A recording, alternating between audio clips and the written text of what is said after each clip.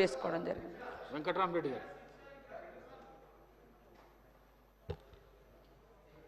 అధ్యక్ష, ఇది అంటే ఈరోజు ప్రస్తుతం జరుగుతున్నటువంటి విషయాన్ని మీకు వెల్లడించాలనేది 0 అవర్లో అవకాశం తీసుకున్నాం.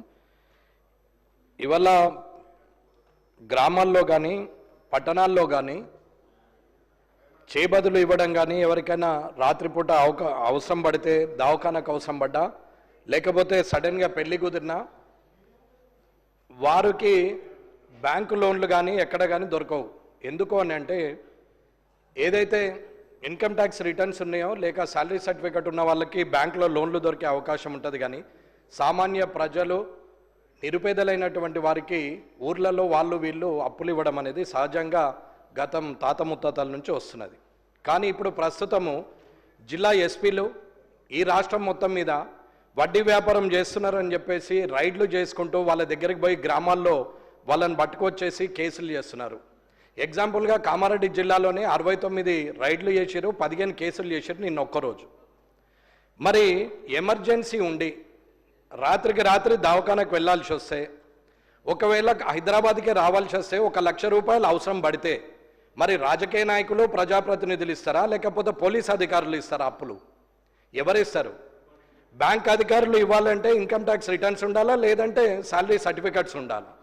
ఇన్కమ్ ట్యాక్స్ రిటర్న్ ఉన్న వాళ్ళు, శాలరీ సర్టిఫికెట్ ఉన్న వాళ్ళకు డబ్బులు ఎట్లాగుంటాయి, ఆస్తులు ఎట్లాగూ ఉంటాయి. మరి వ్యవసాయ కూలీలు, వ్యవసాయాధారిత ప్రజలు, వ్యవసాయం మీద ఆధారపడ్డ వాళ్ళు బిడ్డ పెళ్లి కుదిరిందని 1 లక్ష రూపాయలు అవసరం ఉన్నా, లేకపోతే ఎమర్జెన్సీలో హార్ట్ స్ట్రోక్ వచ్చిందనో క్యాన్సర్ వచ్చిందని హైదరాబాద్ హాస్పిటల్లోకి వచ్చిన 2-3 లక్షలు కావాలంటే గ్రామాల్లో ఉన్నవారే ఇస్తారు.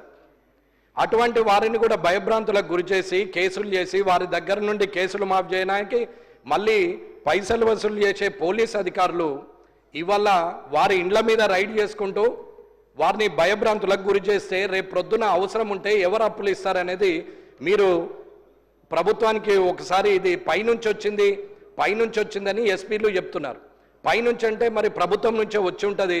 మరి ఇలాంటి కార్యక్రమం చేస్తే రేపు ప్రొద్దున ఎమర్జెన్సీ సర్వీస్లో ఎవరికి 1 రూపాయి దొరకదు, అందరూ కూడా ఇబ్బందులు పడతారు. అది మీరైనా నేనైనా ఎవరమైనా అవసరానికి అడుక్కుంటాము, అడిగే పైసల్ని డబ్బులను కూడా ఇబ్బంది పెట్టి ఇవాళ వాళ్ళని అందరినీ అరెస్ట్ చేస్తున్నారు. దాని మీద చర్య తీసుకోవాలని కోరుకుంటున్నారు. అధ్యక్ష, గౌరవ సభ్యులు ప్రస్తావించిన అంశాన్ని నోట్ చేసుకోవడం జరిగింది. అధ్యక్ష. డాక్టర్ కవ్వంపల్లి సత్యనారాయణ గారు. థ్యాంక్ యూ అధ్యక్ష.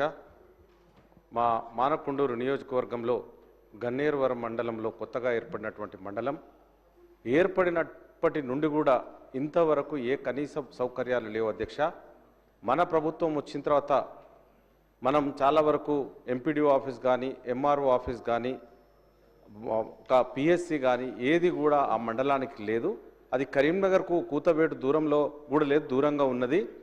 కాబట్టి దయచేసి మేము ఒకటే మనవి చేస్తూ ఉన్నాం, మీ ద్వారా మంత్రివర్యులకు తక్షణమే వాటికి శాంక్షన్ చేసి వాటిని నిర్మించాలని కోరుతా ఉన్నాము.